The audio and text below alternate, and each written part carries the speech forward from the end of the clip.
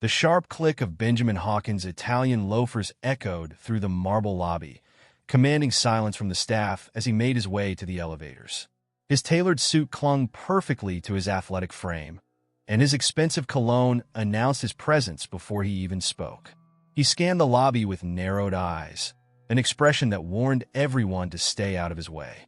This building was a reflection of his empire, sleek, modern, and filled with the kind of tenants who paid on time and knew how to keep things quiet. That's why the Johnsons were a problem he would solve today. Mr. Hawkins, the building manager, Gary, called from behind the reception desk.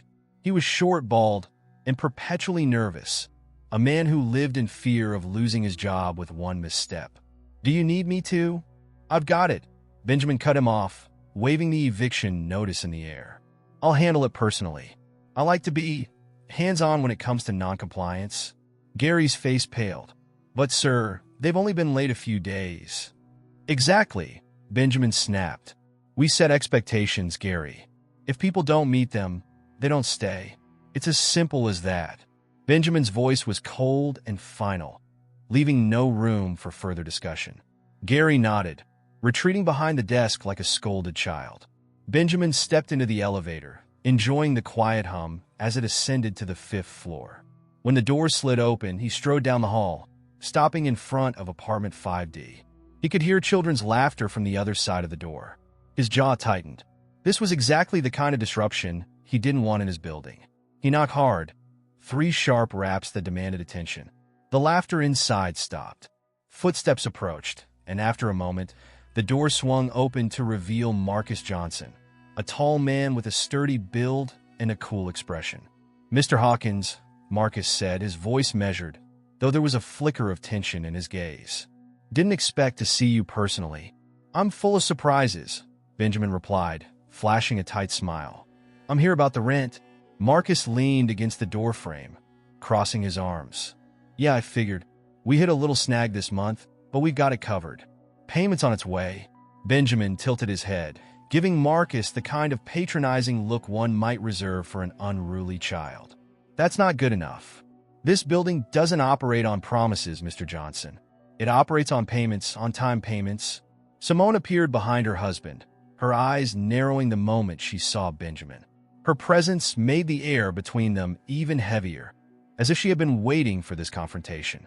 Benjamin felt a prickle of unease under her steady gaze, but pushed it aside. "We've lived here for 2 years without any issues," Simone said, crossing her arms. "One late rent, and you're ready to throw us out?"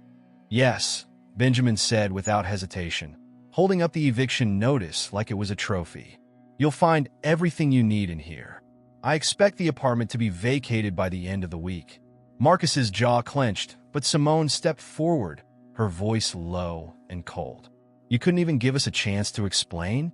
"There's nothing to explain," Benjamin said flatly. "This is a luxury building, Mrs. Johnson. I run it like a business. People who can't pay don't stay." Simone's eyes burned with something far deeper than anger, something Benjamin couldn't quite place. It was personal, though he didn't know why. "You didn't even ask," she whispered, her tone dangerous. "Do you even know why we were late?" Benjamin shrugged, utterly indifferent. "I don't care. It's not my problem." Marcus stepped in front of his wife, his fists tightening. "You think you could just come here, hand us some paper, and walk away like it doesn't matter?" Benjamin smiled, a thin, cruel curve. "Yes, Mr. Johnson. That's exactly what I think." The tension snapped between them like an overstretched wire. Marcus inhaled sharply, as if holding back a storm of words, while Simone's face darkened with cold fury. Benjamin savored the moment. This was power, making people like the Johnsons feel small. "You've got until Friday," Benjamin said, already turning toward the hallway. "I'd start packing if I were you." "Enjoy this moment, Mr. Hawkins," Simone called after him, her voice sharp and cutting. "I promise. It's the last time you'll feel this powerful." Benjamin paused mid-step, something about her words sticking in his mind like a thorn. He turned slightly, glancing over his shoulder with a smirk. "Is that a threat?" "No," she said softly, almost smiling. "It's a guarantee." He chuckled under his breath, shaking his head as he walked away. People were always making empty threats when they were desperate. He'd heard it all before. By the end of the week, the Johnsons would be gone. Just another minor inconvenience erased from his perfect building. Back in the elevator, Benjamin allowed himself a moment of smug satisfaction. These situations always ended the same way. People who couldn't keep up with his standards would be replaced by those who could. It was the natural order of things, and he was just the enforcer. When he returned to the lobby, Gary was waiting nervously by the front desk. "All handled?" Gary asked, fidgeting with his tie. "Handled," Benjamin confirmed. "They'll be out by Friday." Gary looked uneasy. "I hope it doesn't come back to bite us, sir." "The Johnsons. They're good people," Benjamin scoffed, adjusting the cufflinks on his sleeve. "Good people don't pay rent late, Gary. That's how the world works." Gary nodded, though it was clear he didn't agree. But it didn't matter. Benjamin's word was law in this building. As he walked out the front doors, the autumn air crisp around him, he felt invincible. Another problem solved. Another family erased. But as he stepped into his waiting car, Simone's parting words echoed in his mind. "Enjoy this moment. It's the last time you'll feel this powerful." He shook off the thought, chalking it up to bitterness. He had no idea just how true her words would turn out to be. Friday came faster than expected. Benjamin Hawkins arrived at the building around noon, expecting to find apartment 5D empty, perhaps with a few boxes left for pickup, just like all the other evictions he'd handled over the years. He prided himself on running a tight ship, get in, get out, and never look back. But as he stepped into the lobby, something was off. The doorman, Rick, avoided eye contact. Gary, the building manager, stood frozen near the desk, his expression tight with discomfort. Benjamin frowned. He didn't tolerate hesitation from his staff. "What's going on?" Benjamin asked sharply, walking toward Gary. "Well, Gary stammered, wiping his sweaty palms on his slacks. "Spit it out, Gary. The Johnsons, they haven't moved out." Benjamin's nostrils flared. Not this again. There was always one tenant who thought they could fight the system. "Fine," he muttered, adjusting his cufflinks. "I'll handle it again." He stormed toward the elevator, every step fueled by irritation. If they think they can stay a second longer than Friday, they're about to learn the hard way. The elevator ride felt endless, but when the doors opened, Benjamin shot down the hallway and pounded on the door to 5D. It opened slowly, revealing Simone standing there with a calm, knowing smile that made his blood boil. She looked relaxed, almost amused. "Mr. Hawkins," she said sweetly, "come and check on us?" "You were supposed to be out by today," Benjamin growled. "Plans change," Simone replied, leaning casually against the doorframe. "What do you think this is, some kind of negotiation?" he barked. "If you're not out by tonight, I'll have security throw your things on the street." Simone didn't flinch. Instead, she tilted her head slightly, the same strange, almost smug expression on her face. It was unnerving. "You might want to take that up with the new owners, Mr. Hawkins." Benjamin frowned. "The new owners?" "Yes," she said, her voice soft but dripping with satisfaction. "You sold the building. We closed the deal yesterday." Benjamin froze. He had sold the building, yes, but the buyers had been an investment fund, a faceless corporation. Or at least, that's what he thought. "What are you talking about?" he demanded. Simone took a step back, giving Benjamin a clear view into the apartment. Marcus sat on the couch, sipping a cup of coffee as if he didn't have a care in the world. Next to him were documents, thick binders full of legal paperwork, marked with the unmistakable letterhead of the real estate firm that handled the building's sale. "Surprise," Marcus said dryly, raising his cup in a mock toast. "We're the new owners?" The words hit Benjamin like a punch to the gut. He felt the blood drain from his face, his mind scrambling to make sense of what he was hearing. "That's impossible," he stammered. "The building was sold to an investment firm." Marcus gave him a slow, deliberate smile. "And we're part of that firm." Simone leaned closer, her voice low.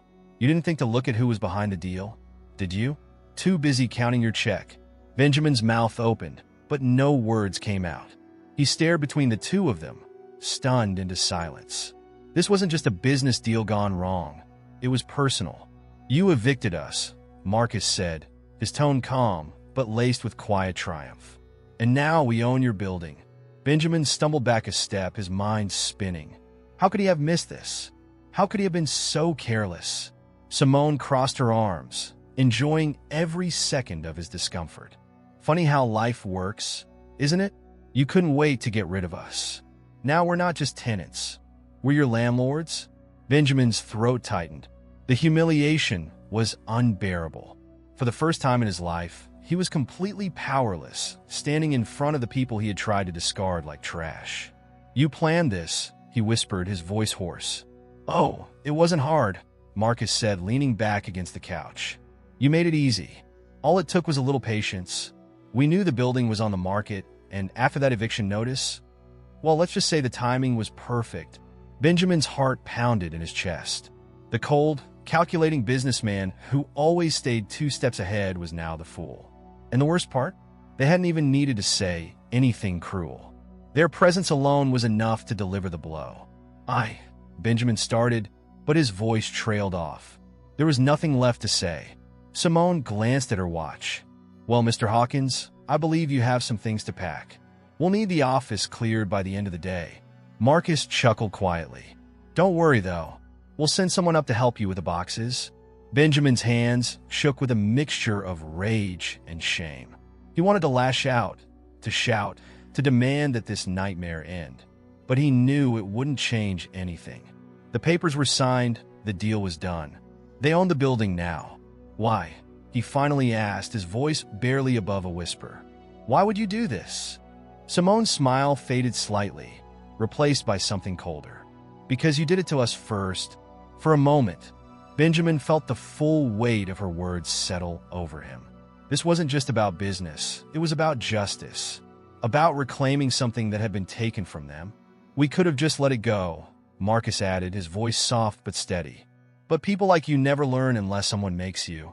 Benjamin stood there, rooted in place, as if the ground had opened up beneath him. He thought back to all the evictions, all the families he had displaced over the years without a second thought. And now, for the first time, he understood what it felt like to be on the other side. Simone gave him a final, pitying smile. Like I said the other day, enjoy the moment. It's the last time you'll feel this powerful. Without another word, she closed the door in his face. The soft click of the latch felt louder than any slam. Benjamin stood alone in the hallway, staring at the closed door. The weight of his failure pressed down on him like a vice. And for the first time in years, he didn't know what to do next. Benjamin Hawkins sat in his old office on the top floor, surrounded by the scattered remnants of his once powerful empire. The familiar space, mahogany desk, leather-bound books, and framed awards, felt like a museum exhibit of a man who no longer existed. His things were half-packed in boxes, but he couldn't bring himself to finish.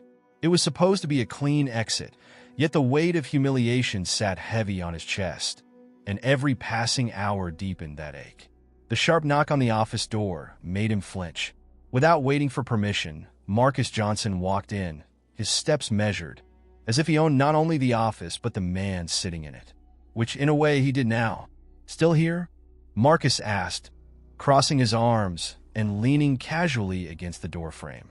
His tone wasn't hostile, but there was an undeniable undercurrent of satisfaction. Benjamin cleared his throat and forced himself to stand. Just finishing up? Didn't realize I was on a timer. Marcus smiled faintly, the kind of smile that said, "You're not in control here anymore. We gave you a lot of time. Thought you'd be out by now." Benjamin stuffed some papers into a box, keeping his hands busy. I didn't think I'd need to rush. Marcus glanced around the office, taking in the remnants of Benjamin's old life. Funny how things change, huh? One minute, you think you've got everything locked down. Next minute, he let the sentence hang, letting Benjamin fill in the blanks. Benjamin forced a smile, though it came out thin and bitter. You must feel pretty pleased with yourself. Not as much as you think, Marcus replied evenly. This was never about making you feel small, Hawkins. It was about getting back what we lost. Benjamin scoffed, folding his arms. You didn't lose anything from me. You were late on rent, plain and simple. Marcus's expression darkened slightly. It's not just about this eviction. You know that? Before Benjamin could respond, Simone appeared in the doorway, her gaze sharp and assessing. She wore a sleek black coat draped over her shoulders, looking every bit the part of the new landlord. There was no trace of warmth in her eyes. If anything, she seemed colder now that they were officially in charge. "I lived in this building when I was a kid," Simone said suddenly, her voice calm but laced with years of suppressed anger. "Back then, it was just another working-class apartment block. My mom paid her rent on time, every month, until she didn't. And just like you, the owner didn't ask any questions." Benjamin blinked, the realization hitting him like a slap. That's why she looked familiar. A memory surfaced, faint but unmistakable. He remembered a young girl standing in the hallway, silent and wide-eyed, as her mother begged for a few extra days to pay rent. He hadn't cared then. He didn't even stay to listen. He had just ordered the eviction. "You don't even remember, do you?" Simone asked, her voice steady, though her expression betrayed a flicker of hurt. "It's just business to people like you. Numbers, spreadsheets. Families don't matter." I didn't know," Benjamin whispered, suddenly feeling smaller than he ever had before. "Of course you didn't," Marcus said, his tone cutting. "But we remember. We always remember." Benjamin sank back into his chair, the weight of shame pressing down on him. "Look, if I had known." Simone cut him off with a sharp laugh, bitter and humorless. "You didn't want to know, Hawkins. That's the problem. You never wanted to know." The silence that followed was thick and suffocating. Benjamin wanted to say something, anything, to defend himself, but there was no defense. He knew she was right. After a long pause, Marcus spoke again, his voice softer but no less firm. "We're not here to ruin you, Benjamin. We don't need to. But we are here to make sure this building is run differently from now on. No more evictions without conversations. No more people thrown out without a second chance." Benjamin looked down at his hands, suddenly unsure of what to do with them. "What do you want from me?" he asked quietly.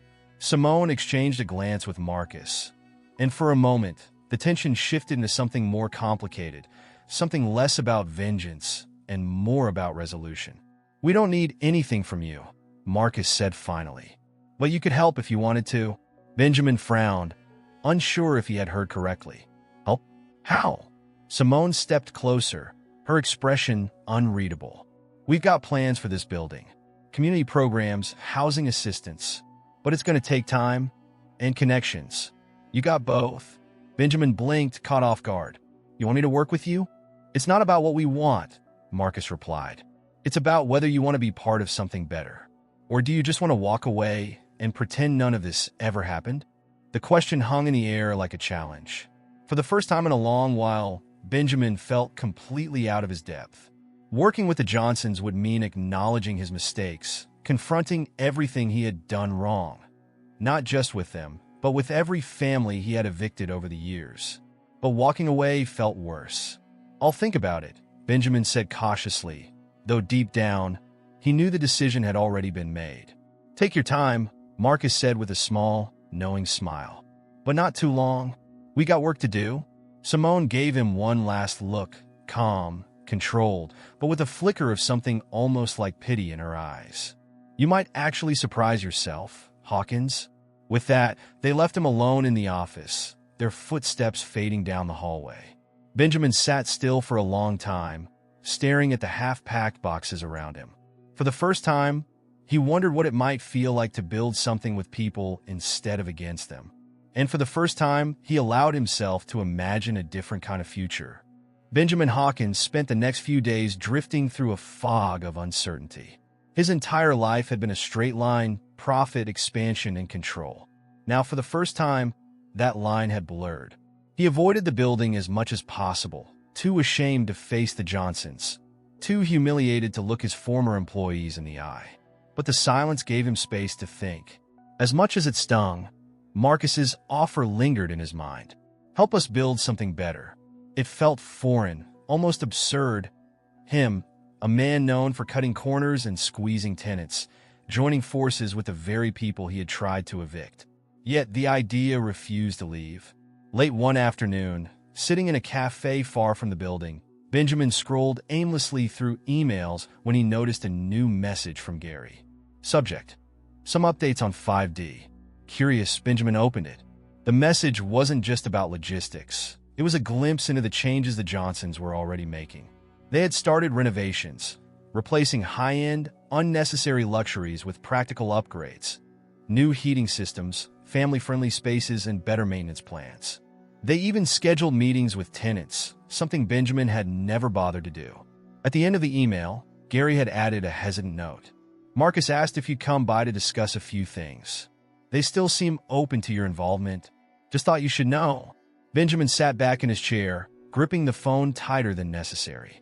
Part of him wanted to ignore the message and disappear. But another part, one he wasn't used to listening to, nudged him forward. That evening, Benjamin returned to the building.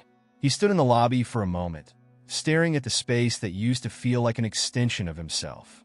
Now it looked different, warmer. Tenants passed by with nods of acknowledgement, not out of fear, but out of genuine familiarity. A couple chatted with Gary near the reception desk, thanking him for some recent repairs. It was unsettling in a way Benjamin hadn't expected. He realized with a strange pang that the building already felt more alive without him in charge. He shook off the thought and headed to the new management office, his old office. The door was open, and Marcus was inside, seated at the desk with a stack of papers in front of him. Simone stood by the window, her phone in hand, glancing over spreadsheets. Marcus looked up as Benjamin entered, a neutral expression on his face. "Glad you came?"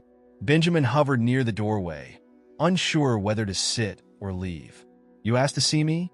Simone gave him a brief glance, then returned to her work without saying a word. Marcus gestured toward a chair. "Yeah, we got a couple of things to discuss."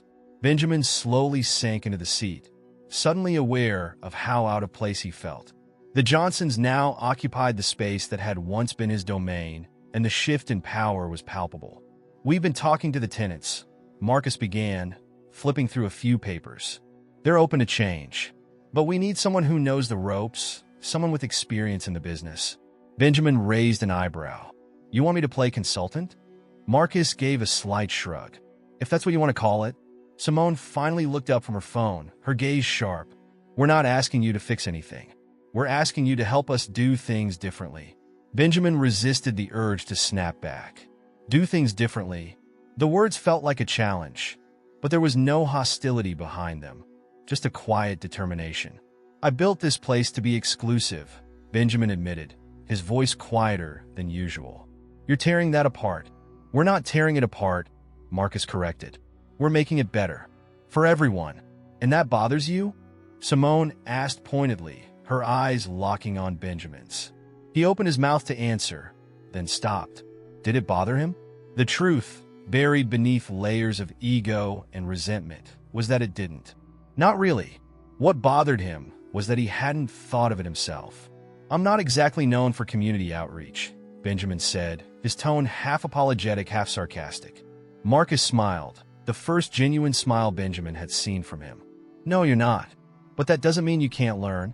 For a moment, the room fell into a thoughtful silence. Benjamin tapped his fingers on the armrest, weighing his options. Every instinct told him to walk away, leave the building behind, and rebuild somewhere else. But what if staying was the better option? "What exactly are you offering?" he asked finally. Marcus exchanged a glance with Simone, who gave a subtle nod. "A partnership. You've got experience, connections. We got vision and purpose. Together, we could do something that actually matters." Benjamin shifted in his seat, the discomfort palpable. "This isn't about revenge, is it?" "No," Marcus said quietly. "It's about showing you there's a different way. And if I say no?" Simone's expression remained unreadable. "Then you walk away. No hard feelings." Benjamin exhaled slowly, rubbing a hand over his face. The choice seemed simple on the surface, stay or go. But beneath that simplicity was a chance for something more, something unexpected. A chance to make amends, not just to the Johnsons, but to himself. He looked between Marcus and Simone, feeling the weight of the decision settle over him. Finally, he gave a slow, reluctant nod. "All right," he said. "I'm in." Marcus smiled again, this time with a sense of satisfaction that wasn't rooted in triumph. It was something deeper, something almost like respect. Good, Marcus said, standing up and extending his hand. Let's get to work. Benjamin hesitated for a fraction of a second, then shook Marcus's hand. The handshake felt strange, like a truce, but also a beginning. Simone gave him a small, approving nod before turning back to her work. You might surprise yourself, Hawkins, she said, echoing her words from earlier. Benjamin allowed himself a faint smile, though it still felt unfamiliar. Let's hope so. As they began discussing the next steps, Benjamin realized that something unexpected had shifted within him. This wasn't just about business anymore. It was about becoming someone he never thought he could be. And for the first time in years, that thought didn't scare him. Months passed, and the transformation of the building was well underway. The cold, sterile atmosphere that had once defined Benjamin Hawkins's prized property was gone, replaced by something that resembled a real community. Families who had felt invisible were now being heard. New tenants moved in, people of all backgrounds, not just those with the deepest pockets. For the first time, the building reflected the kind of diversity and life that New York was known for. And at the center of it all, to his own surprise, was Benjamin Hawkins. At first, his involvement was awkward and mechanical, showing up for meetings, giving input when needed, and biting his tongue when Marcus and Simone made decisions that went against his instincts. But slowly, something shifted. He started to really listen to the tenant stories. He found himself attending community events in the building, staying long after the meetings ended, not just to monitor, but to participate. For the first time, Benjamin understood what it felt like to build with people, not just for profit.